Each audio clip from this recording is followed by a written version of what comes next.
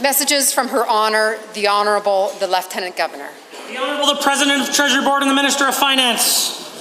Mr. Speaker, I've received certain messages from Her Honour, the Honourable the Lieutenant Governor, which I now transmit to you.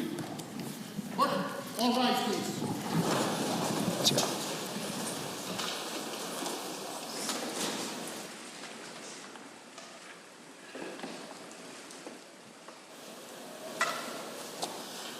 The Honourable the Lieutenant Governor transmits estimates of certain sums required by the offices of the Legislative Assembly for the service of the province for the fiscal year ending March 31st, 2024, and recommends the same to the Assembly.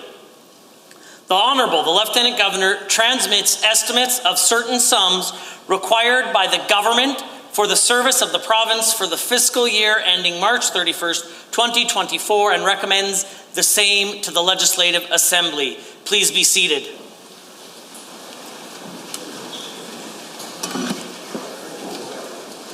The Honourable the President of Treasury Board and the Minister of Finance. Mr. Speaker, I wish to table the 2023-24 offices of the Legislative Assembly estimates and the 23-24 government estimates. In addition, Mr. Speaker, I also wish to table the 23 to 26 Government of Alberta Strategic Plan and the Budget 2023 Ministry Plans.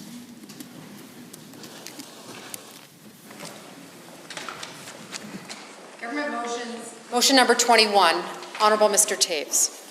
The Honourable the President of Treasury Board and the Minister of Finance.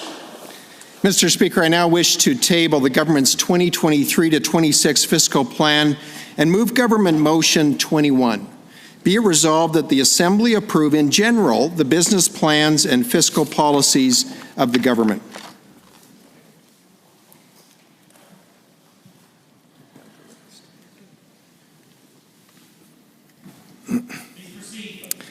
Mr. Speaker, I count it a tremendous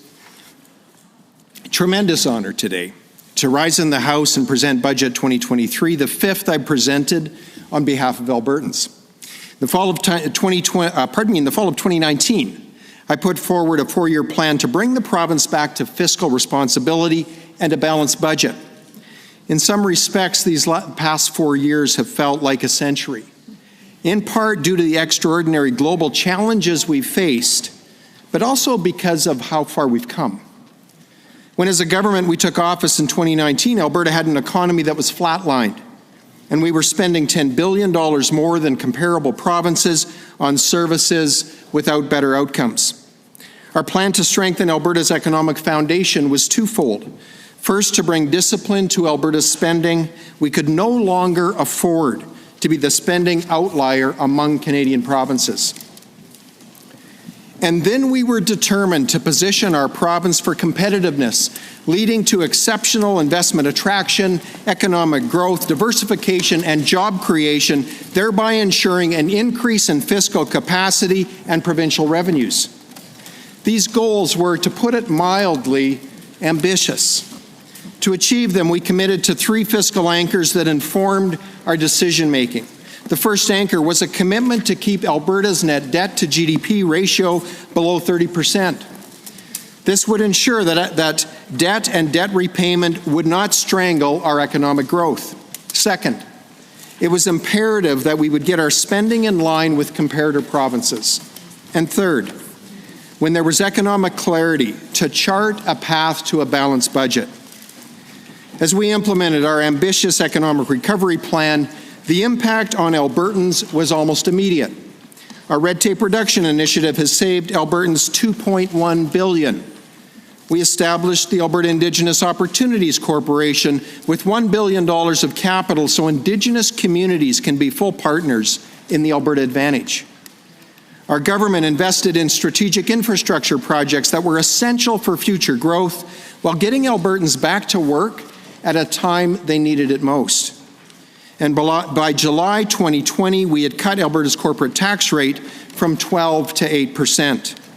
We recapitalized the Alberta Enterprise Corporation, adding $175 million to support investment into Alberta startups. And we established Invest Alberta to sell the province's incredible value proposition to the world. And then, on February 23rd, 2022, I was able to stand in this House and present Alberta's first balanced budget in a decade.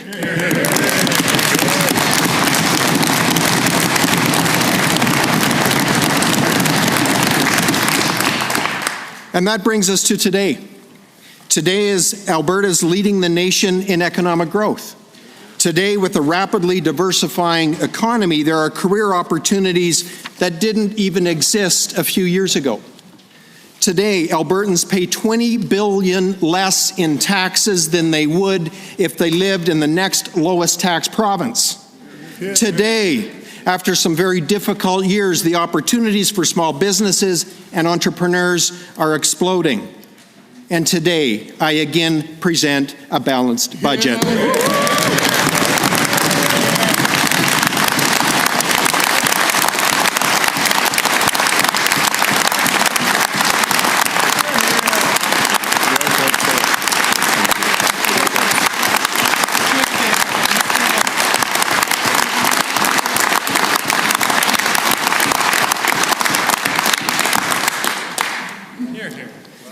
This means debt is on the decline.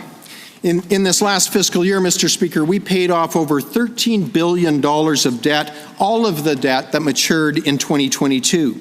This means lower debt service costs and more resources available for health, education, and other programs.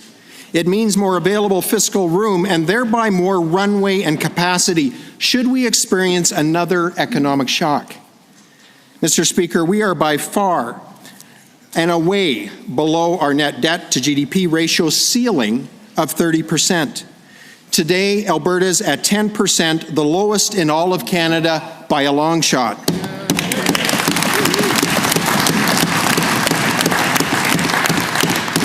And because of our strong balance sheet, Alberta has received its second credit upgrade of the year, remarkable when we consider that our last credit rating increase was back in 2001.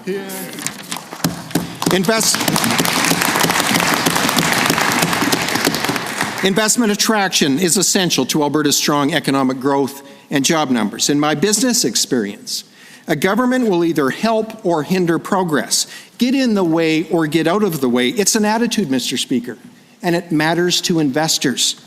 4 years ago, we put out the Open for Business sign, and we followed it up with real actions, Mr. Speaker, not just words. We've reduced business taxes, cut red tape, and have created one of the most business-friendly environments on the continent, and the results speak for themselves. In a year when venture capital investment dropped in Ontario, Quebec, and BC, we in Alberta, at $729 million, set another record. Businesses across sectors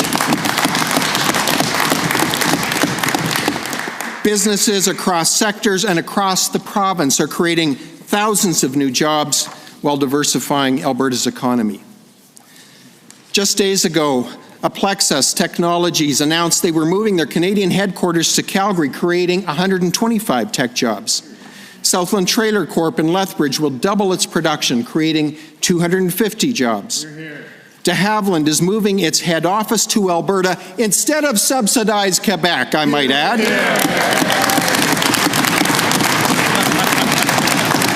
And it's building an aerospace center and manufacturing plant employing 1,500 people, and that's just the start. CGC Development is building a $210 million wallboard manufacturing plant in Wheatland County. Garmin Canada has announced expansion plans for their Cochrane head office that will double their workforce in 2 years.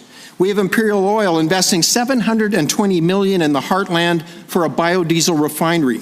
Drilling activity in the oil and gas sector ramped up to an 8-year high last year, and investment is expected to grow by a further 19% in 2023. IBM is opening its Client Innovation Centre for Western Canada in Calgary. SideTrade is investing $24 million to make Calgary its North American headquarters. Air Products is building a net zero hydrogen complex right here in the heartland. Amazon, Walmart, Canadian Pacific, Dow, Infosys, Emphasis, HBO, Northern Petrochemical, RBC, CN Rail, Ernst & Young, I could go on and on.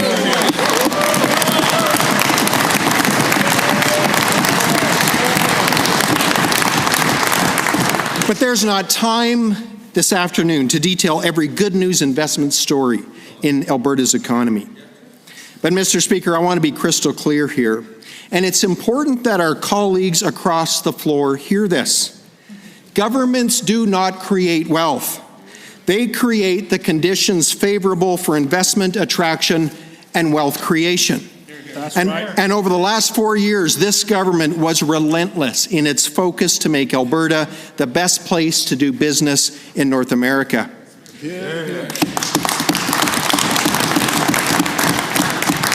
And, Mr. Speaker, behind the long list of good news stories, the best part of the story is what this means for Albertans every day on the ground.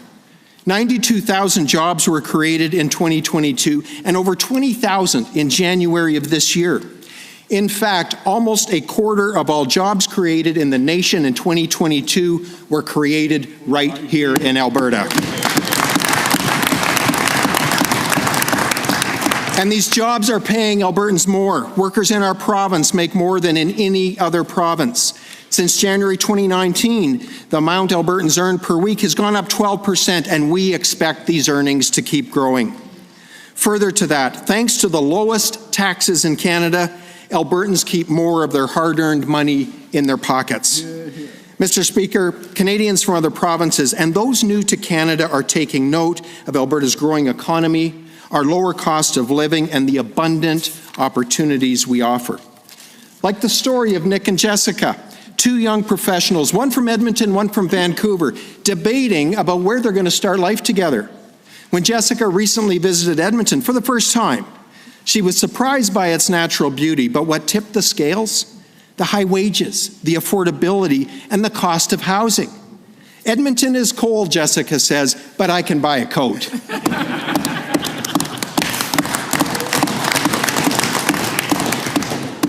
It's not surprising, then, that Alberta is leading the nation in population growth, and more Canadians are moving to Alberta than any other province. Our growing population means good news for Alberta's labour market, opportunities in every sector from finance to film, energy to agriculture mean we need a skilled workforce to keep up with the labour demands in the province. Budget 2022 committed $170 million, intended to create 7,000 training spaces for jobs in high demand. And I want to commend our Minister of Advanced Education for his work in this area. Because, Mr. Speaker, he took funding for 7,000 spaces and worked with our incredible post-secondary institutions to create 10,000. 10,000 additional learning spaces for high-demand occupations and professions across sectors and across this province. Now, while Alberta's economy strengthens, we cannot afford to become complacent. We continue to face headwinds, fueled by supply chain constraints, global unrest, and our federal government's irresponsible fiscal policy. Inflation is making life more costly for all Albertans, at home, in business, and even in government. At the same time, despite record-breaking investment in Alberta, we continue to see declining business investment nationally. Since 2015, Canadian real GDP has grown by 13%, but this growth has been entirely driven by government and consumer spending and residential investment. Much of this growth has been funded by debt, and it's masked the stagnant state of Canadian business investment. Alarmingly, between 2015 and 2019, business investment in Canada actually declined. One of the impediments to business investment in Canada is Canada's growing reputation as a nation where it's difficult, if not impossible, to get large projects completed. Global investors have taken note of the many projects killed by the Trudeau government: Northern Gateway in 2016, Energy East in 2017, the Tech Frontier mine in 2020, and at least 15 LNG projects. In fact, since the Federal Impact Assessment legislation, Bill C-69, was passed in 2018, there's not been one project subject to the Act approved in all of Canada. Not only has Canada lost out on billions of dollars of investment that would have created more jobs, better paying jobs, and greater financial stability for Canadians, we've turned our back on a world that desperately needs what we offer. including responsibly produced energy. If Canada fails to maximize responsibly produced energy production, we're not only failing Canadians, we're contributing to massive hardship for the world's most vulnerable. Canadian energy will help those living on the margins heat their homes. It will make fertilizer more affordable and boost agricultural output. It will improve air quality by displacing dirtier fuels, but it can do none of these things if it's left in the ground. If Canada abdicates production, it simply moves to countries that give no credence to ESG concerns, with despotic leaders who use their energy wealth for destructive purposes. And it leads to increased emissions and pollution as more coal is used in electricity generation. In fact, Mr. Speaker, if Canada is serious about reducing greenhouse gas emissions, the best thing we can do is export clean-burning Canadian LNG.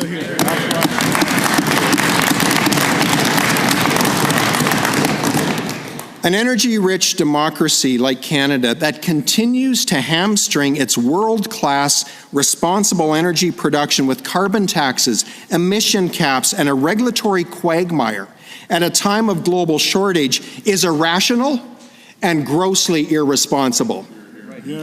Canada not only has an opportunity, Mr. Speaker, we have a deep responsibility to prove ourselves a reliable trading partner and ally and deliver responsibly produced energy.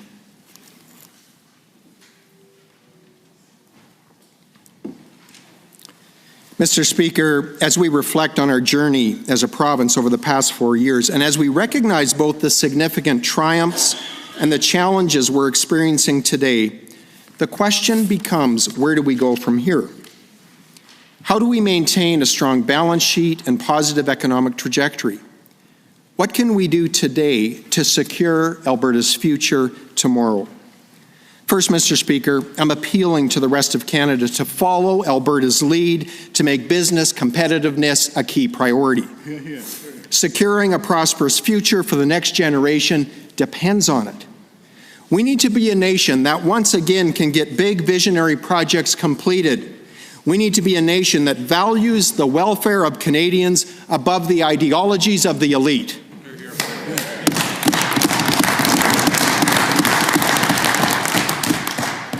In the 1980s and 90s, there was a saying going around the province, "Please, Lord, give us one more oil boom." And I promise not to squander it this time. As I recall, there was a different term, less parliamentary term used for squander. Remaining disciplined and responsible is most difficult during years of plenty. I expect most, if not all of us in the House today would agree that whether in our businesses or households, the tendency to unsustainably increase spending as revenues rise is almost inevitable. In this province, with our economy heavily influenced by commodities and our volatile revenue structure, it's been our story all too often. The second key then, Mr. Speaker, is to maintain responsible fiscal management into the future through a framework, a series of well-calibrated fiscal rules and guardrails. We're introducing legislation that will require a balanced budget. We'll limit year-over-year operating expense growth to population and inflation, ensuring appropriate and disciplined spending growth in easy times and difficult times. We'll implement a fiscal framework for surplus allocation to ensure that Heritage Fund earnings are retained in the fund and debt repayment is given first priority.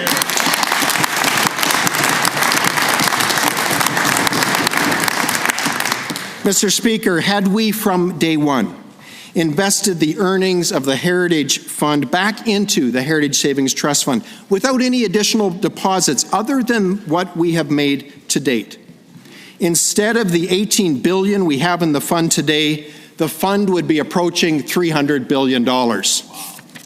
A fund of this size would earn Albertans close to $20 billion a year in investment income. And while we all wish we started reinvestment earlier, the best day to start is today. That's right. And speaking of today, to make up for lost time, we will immediately invest an additional $2 billion into the Heritage Fund from the surplus of the last 2 years.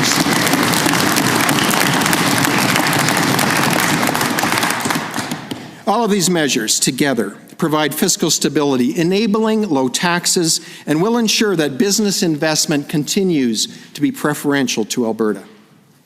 And it means future generations will not be encumbered with a debt they did not incur. Because, Mr. Speaker, Budget 23 is about the future. It's about doing more of what has worked these past 4 years, more to champion Alberta's incredible value proposition around the world, more to attract investment, more to ensure Albertans have the services they need, and more to give a hand up to the vulnerable among us. To further position Alberta's economy for investment attraction, we're introducing a non-refundable tax credit for agriculture processing and manufacturing investment. This carefully calibrated incentive will build on our broad-based value proposition and ensure we're able to compete with neighboring jurisdictions, growing our value-added agriculture sector. As the largest hydrogen producer in Canada, we're building for the future with the Alberta Petrochemical Incentive Program as we do the regulatory work, assign carbon hubs, and work with industry to advance logistics in our commitment to position this emerging sector for growth. And we're ensuring that future generations of Indigenous Albertans are partners in prosperity with a 50% increase allocated to the Aboriginal Business Investment Fund.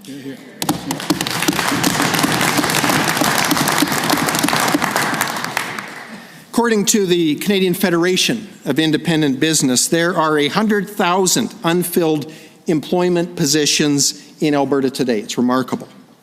A skilled workforce is crucial to meet the needs of a growing and diverse economy, and as such, broad and diverse training opportunities are needed, not only to ensure key capacity for employers, but to ensure more Albertans are invited into the Alberta Advantage. In addition to the 10,000 post-secondary seats created last year, Budget 23 is allocating $111 million to expand seats in construction, tech, business, and energy, and another $11 million for aviation training with the new Bachelor of Aviation program.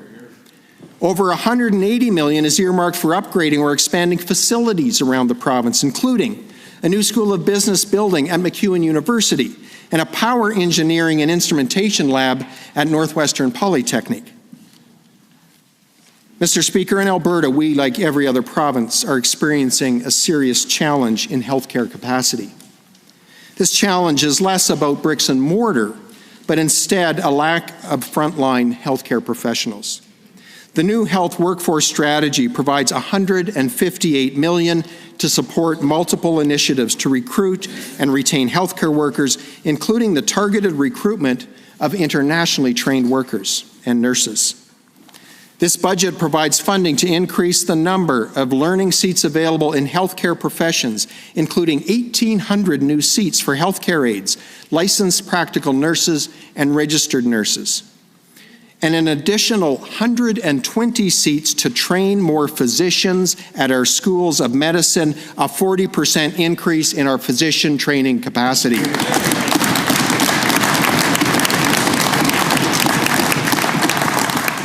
Budget 23 provides $2 billion over 3 years to fund the Healthcare Action Plan, with investments to strengthen the EMS system, reduce surgical and ER wait times, enhance and update Alberta's primary healthcare network, and empower frontline workers to provide improved services for Albertans.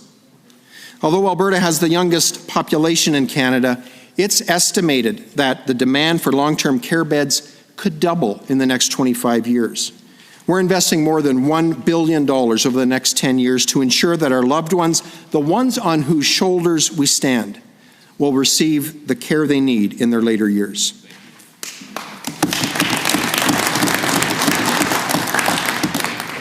Mr. Speaker, affordability and the high cost of living due to inflation has been a source of hardship for many Albertans.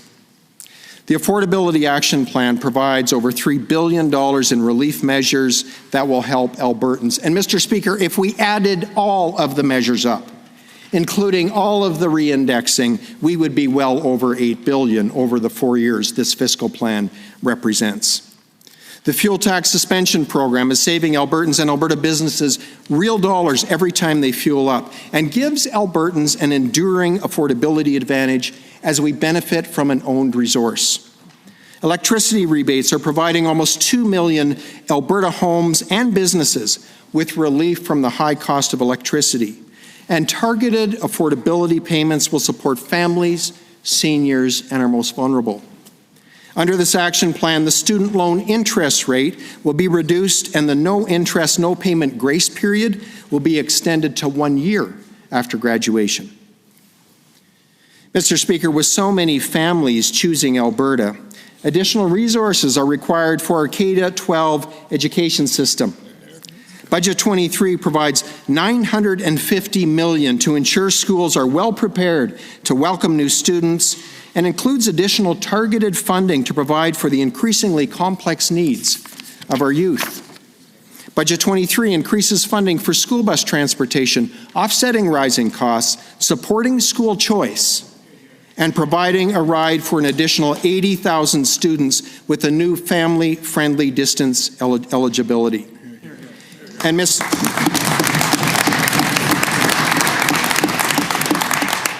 Mr. Speaker, with all these new students, we need more schools. Budget 23 provides new capital for 58 new schools in planning, design, upgrading, and construction. And when I say new, I need to say new means schools being refurbished and upgraded as well as brand new builds. Hear, hear. Mr. Speaker, living a life free from the effects of crime should be the expectation of every Albertan. Sadly, this is not the case for some.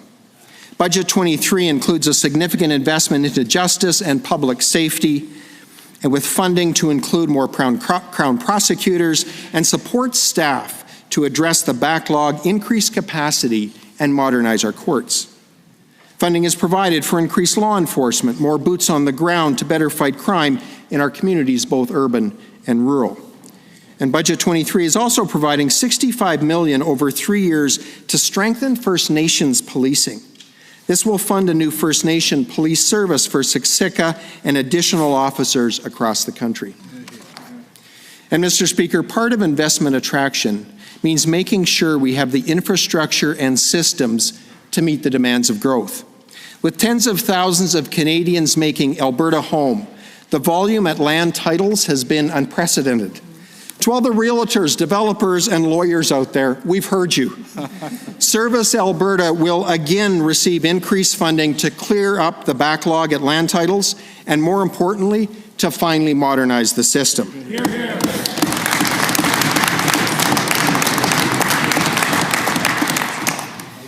And speaking of critical infrastructure, keeping communities connected with a road network that supports jobs and ensures the safe and efficient flow of traffic is essential. Budget 23 provides an additional $580 million for transportation projects across the province with a focus on projects that improve productivity and competitiveness.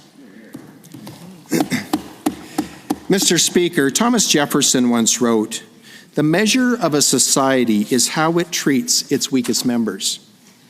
I believe that the budget I'm presenting today reflects the true measure of Albertans with care across the province, across ministries, for the most vulnerable and those who need a hand up. $117 million will expand mental health services for youth across the province. Budget 23 provides for 3 new addiction recovery communities. And in Children's Services, $4 million of adoption supports will make it easier for a child who needs a home to become part of a family. Now, Mr. Speaker, government initiatives and funding are essential in the care of vulnerable Albertans. They are so important. But the measure of our society goes so far beyond government programs. This province was built by people who didn't wait for government. They saw a need in their family or their community, and they stepped out to meet that need. The future of Alberta will, in some measure, be contingent upon our ability to preserve and foster the character trait of self-determination, even in our compassion. There are examples every day from every corner of our province, people like Matthew Potts from Samson Cree Nation, who opened up his restaurant's kitchen to Ukrainian newcomers. Like those from an Edmonton youth group who prepared a traditional Lebanese meal and care package for members of Edmonton's homeless community. People like Tylen Hollingshead from my constituency in Sexsmith, who raised over $24,000 for the Stollery Children's Hospital. Or 11-year-old Kennedy Bruno, who started her own T-shirt design business and donated the proceeds to the Ermine Skin Women's Shelter. There are thousands, literally thousands of stories like these across our province. And Mr. Speaker, it's stories like these that fill me with such hope for the future. Albertans are generous, compassionate, and intentional. And just like economic investment, when it comes to generosity, government can either be a help or a hindrance to Albertans as they work together to meet the needs in their communities. A good job is more than just paying the bills. It creates conditions favorable for people and families to thrive so they can lend that helping hand to their neighbor, to newcomers, or to those in their community who are less fortunate. I would like to thank the MLA for Peace River, who brought forward Bill 202 reflected in this budget, which increases the value of the charitable donations tax credit. This is a substantial investment in supporting the generosity of Albertans.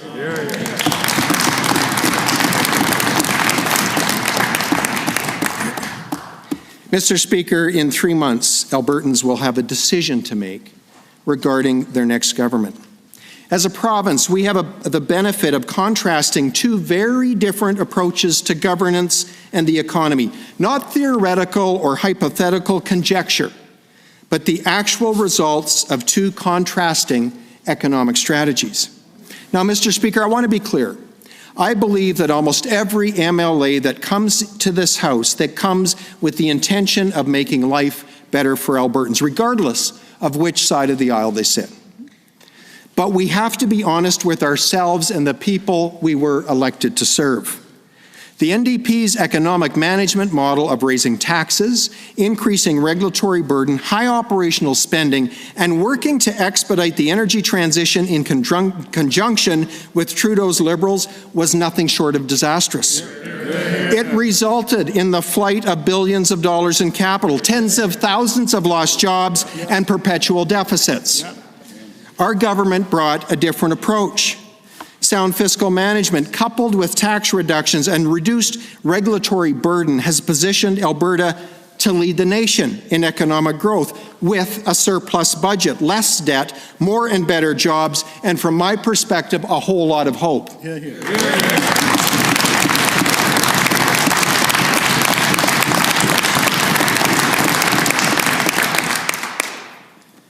Mr. Speaker, 61 years ago, my parents came west to Alberta with nothing more than a dream, a big work ethic, and a deep sense of self-determination, a story shared by so many in this province.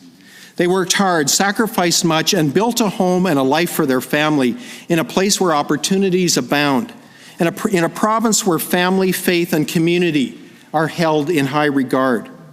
We, the next generation, are privileged to build on that solid foundation and are now working to secure a similar future for those that will follow. Mr. Speaker, 4 years ago, I sought public office for one reason: to fight for an Alberta that can offer the next generation of Albertans the same opportunities, prosperity, and freedom this province has offered me and my family. The same opportunities for our children and grandchildren, for people like Nick and Jessica, and for those that don't yet call this land their home.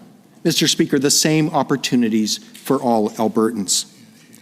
We've faced some real challenges these last few years, but like those that came before, Albertans have dug in, worked hard, made incredible progress, and I couldn't be more optimistic and hopeful about the future of this province. In fact, Mr. Speaker, I believe Alberta's best days are ahead. Thank you.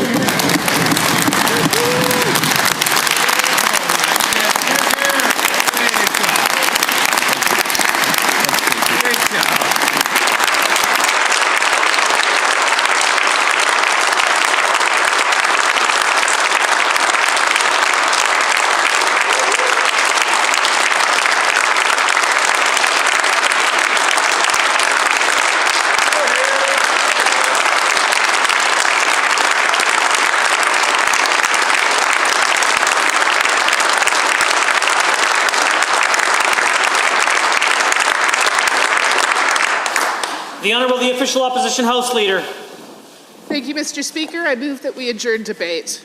Honourable members, having heard the motion to adjourn debate, all those in favour, please say aye. Aye. Any opposed, please say no. In my opinion, the ayes have it. The House stands adjourned until Monday at 1:30 p.m. What's that? Okay, I'll take government.